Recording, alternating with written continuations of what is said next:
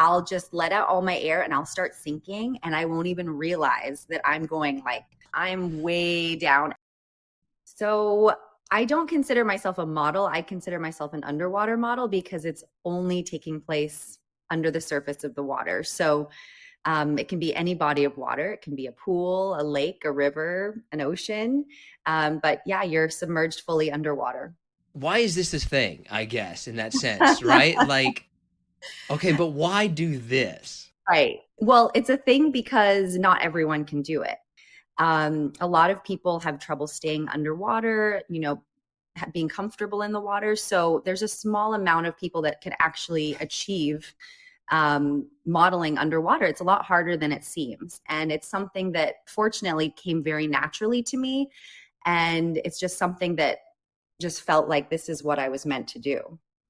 It's unique. It gives a completely different perspective to an image or a video.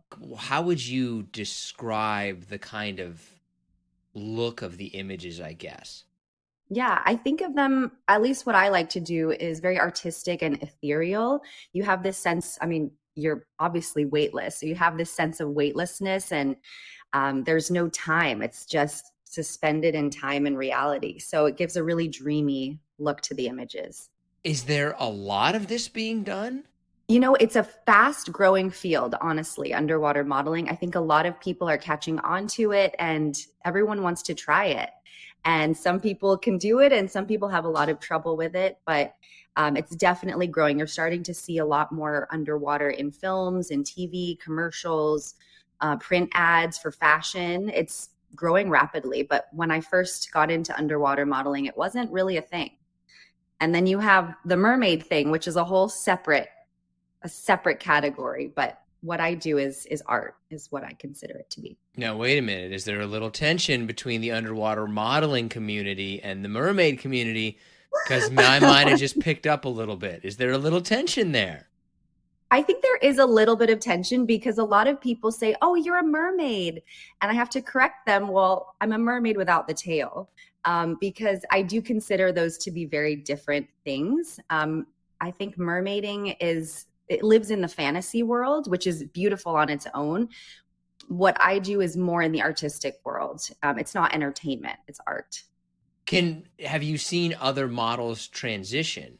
Yeah, so I think it's much easier if you have a performing or a dance background because you just have that awareness of pointing your feet and how to control your body in space. But I've definitely seen people that aren't as comfortable in the water, so you're so focused on your breath and how you can't breathe.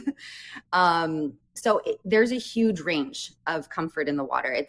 You have to think about a million things when you're doing it. So on land, you're just breathing air, but underwater, you're not only controlling your breath and where you are in space, but you're controlling the way your hair and your clothes move in the water. And then you're posing, and then you're trying not to run out of breath.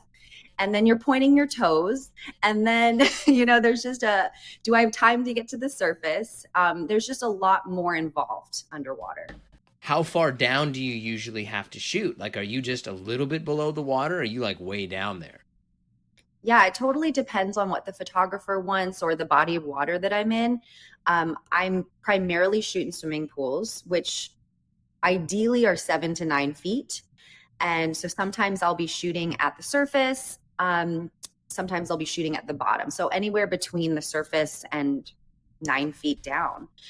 In the ocean or a lake or a river, sometimes it can get deeper. And so I have a very good sinking capability, which is great. But sometimes I'll just let out all my air and I'll start sinking and I won't even realize that I'm going like 10, 15, 20 feet down and I'm posing.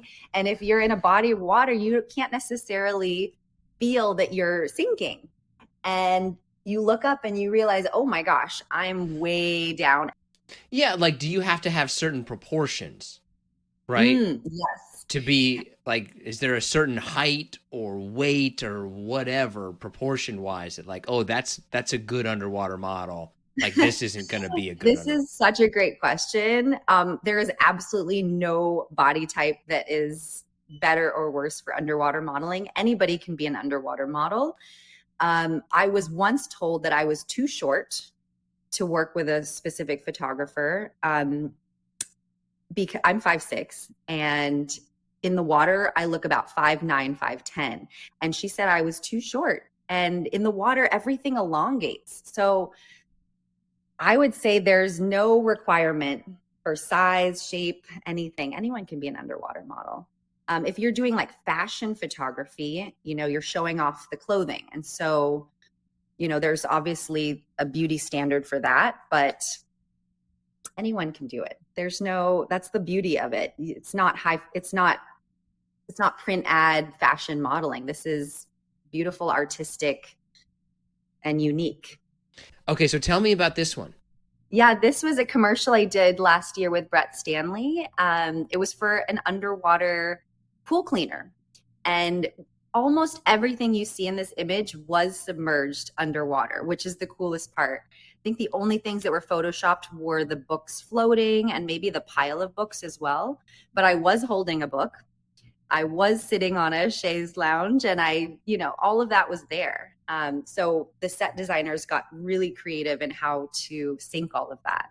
How did you do that? Like, how do you keep that position underwater? I let all of my air out, completely all of my air. So I sink right down to the bottom. I'm not floating around. And we had the pose. They told me exactly what they wanted once they saw it. They told me they want the hair flowing on the left. They want the hand holding the glasses on the right. They want the hand holding the book. So once I knew exactly what they wanted, I was able to recreate it over and over until they got the perfect image.